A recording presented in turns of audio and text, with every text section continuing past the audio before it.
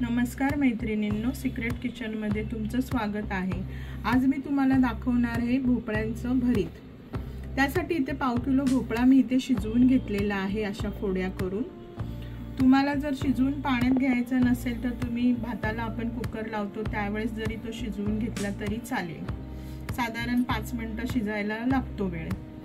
तर आता हा आपण बघूया भोपळ्याचं भरीत। शिजवून घेतलेला भोपळा चमच्याच्या साहाय्याने असा बारीक स्मॅश करून घ्यायचा।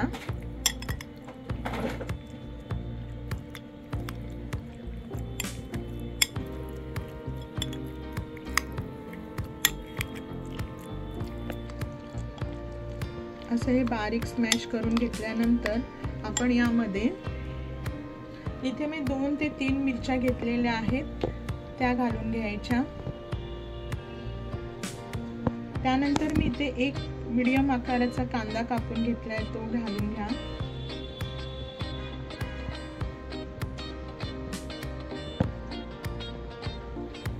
एक टोमॅटो,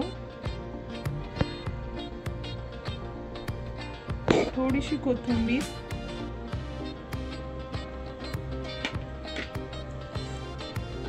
आणि चवीपुरतं मीठ।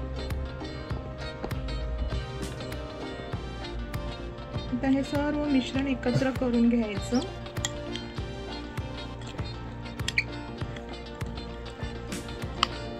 मैत्रिणींनो, यामध्ये थोडंसं राईचं तेल पण घालू शकता तुम्ही। माझ्या मुलांना आवडत नाही त्याच्यामुळे मी राईचं तेल घालत नाही। मी असाच भोपळ्याचं भरीत करते, पण यामध्ये राईचं तेल घालून पण याची चव छान लागते।